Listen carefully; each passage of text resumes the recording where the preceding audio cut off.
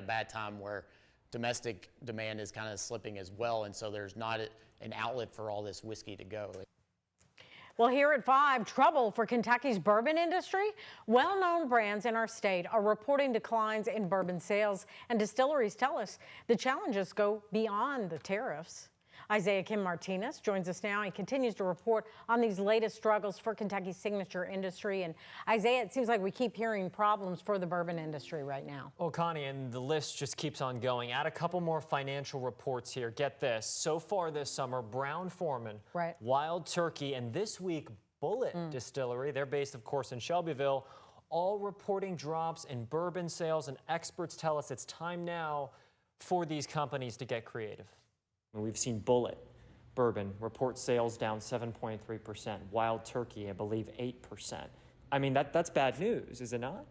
It is. I mean, it is concerning. Ryan Cecil is the master blender for Louisville distillery Pursuit Spirits, which has done well as a very small, niche boutique brand. We're up 50% this year over last year. They're based in Butchertown. Put this in there. But have expanded their tasting experience to downtown Louisville. We've been insulated from kind of all the tariffs. We're here only domestically. But some of the bigger companies, including Louisville-based Brown-Forman, are not as bullish on the bourbon market, as many of them report significant declines in sales. While people used to say, okay, Bullet's my brand, Wild Turkey's my brand, or Jim Beam's my brand, and they would buy that exclusively, you kind of see the new drinker kind of being more curious and want to explore different expressions from different distilleries, not just in Kentucky, but also across the U.S. Cecil, who's also the co-founder of the Bourbon Pursuit podcast, says companies have a glut of supply with nowhere for it to go coming out of the COVID boom. Domestic demand has slipped, and distilleries tell us exporting internationally has become more difficult with President Trump's tariffs. It's very capital intensive to make whiskey and sit on it for 6 years, and then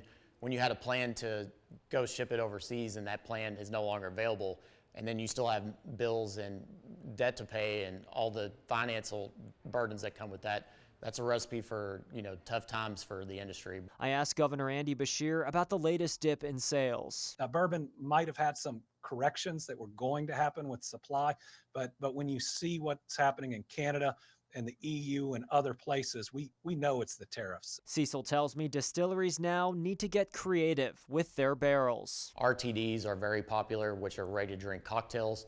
So you see a lot of spirits companies putting their whiskey into canned cocktails to compete with like the vodka seltzers or the malt seltzers that are very popular now. All right, so Isaiah, I'm just curious. We were talking about Bullet and then Wild Turkey. How about other brands out there, like Woodford, all the other brands? Yeah, are they hurting? It's interesting, Connie. It's sort of, there's a discrepancy, right? The really sort of expensive top shelf brands are still doing relatively well because the people that have a lot of money who are buying that still are. Okay. It's sort of those more affordable, those $15, $20 bottles that during sort of the stay-at-home season of 2020, a lot of just everyday folks were buying that because there was just not a lot else to do, right? And that has really scaled back sort of the lower shelf. So we're seeing sort of, that's the discrepancy between some of the more expensive $150, $200 bottles versus the everyday ones that you and I might see. Makes sense. Yeah. All right, thank you so much, Isaiah.